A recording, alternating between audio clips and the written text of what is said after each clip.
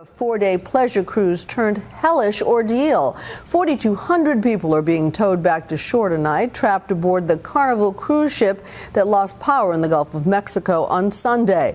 As new information from the passengers on board describes nightmarish scenes of squalor.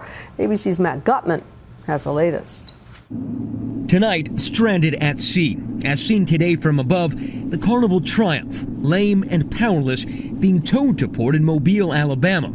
It is day 4 of what has turned into the holiday from hell for the more than 4,000 people on board. Brent Nutt's wife, Bethany, is aboard. They spoke briefly before the phone cut out. All you hear on those phone calls is crying and talking about, I'm going to die, I'm going to die. Rob Malum and Stephanie Stevenson had hoped for a beautiful wedding at sea, married on the ship just a few days ago.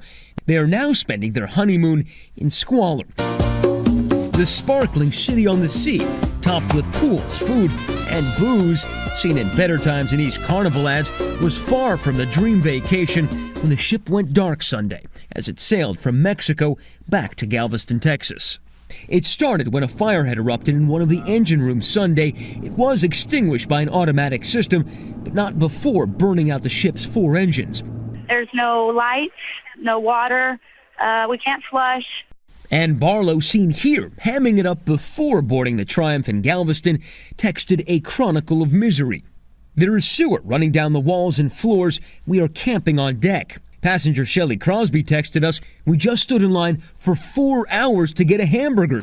With scant news and few images from the ship or passengers, we flew 100 miles from shore earlier today to find the Triumph. Carnival dispatched a 3rd tugboat out today to help assist in towing the ship to port. Have you ever seen anything like that? Yeah, we're used to seeing boats out here and rigs, but as far as cruise ships in distress, no. We saw no visible damage, but we did see curious passengers on deck looking up at us. Deck chairs seem to have been converted into beds, but sleeping outside will be increasingly miserable during the voyage's final hours in the cold rain.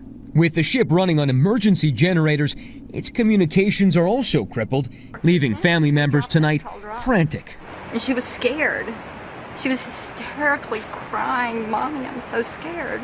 Mary Perret and Kim McCarran drove through the night from Lufkin, Texas to be here, hoping to be the first to see their 11 and 12-year-old daughters. My baby's on there, and I don't know that she's okay.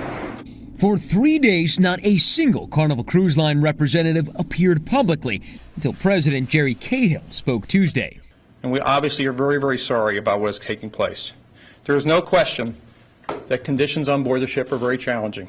Everyone shoreside is doing everything they can to make our guests as comfortable as possible. LeBron with a steal. And then later that very same night, Carnival owner Mickey Arison did appear publicly at a Miami Heat game, a team he owns. But that picture ignited anger online. These people got on their ship expecting a fun vacation. Safe to say, this has not happened. The conditions, from what we know on board the ship, are quite bad. This is the 3rd time in a month this very ship has had engine trouble. The Triumph had to limp back to port on its 2 previous voyages. And in 2010, another Carnival ship lost propulsion a few days from land and required spectacular rescue. Navy choppers flown in to drop 70,000 pounds of supplies, including lots of Spam. Gordon and Chris Gilbert were aboard that Splendor voyage in 2010 and recalled that nightmare. We started to smell some smoke coming into our cabin. There was an announcement over the loudspeaker, woke everybody up. And we knew then that there was something serious. Things can go spectacularly wrong on cruise ships. Just over a year ago, the Costa Concordia, carrying 4,000 passengers on board, collided with rocks just off the coast of Tuscany. 32 people died. But travel experts say those are the exceptions, and that no one on the Carnival Triumph is in any imminent danger. The people on board that ship are horribly uncomfortable, but from everything we know, they are not in any danger. So at the very minimum, Carnival seems to be keeping them safe. Tonight, as the ship is towed to shore, the Port of Mobile is dealing with the delicate task of docking the boat. And perhaps the most delicate maneuver for Carnival Cruise Lines, dealing with the disembarking passengers. For the holiday, that wasn't. I'm Matt Gutman for Nightline in Mobile, Alabama. Well, today, Carnival Cruise Lines announced that in addition to issuing a full refund for the cruise, it will give each passenger at least $500 additional in compensation.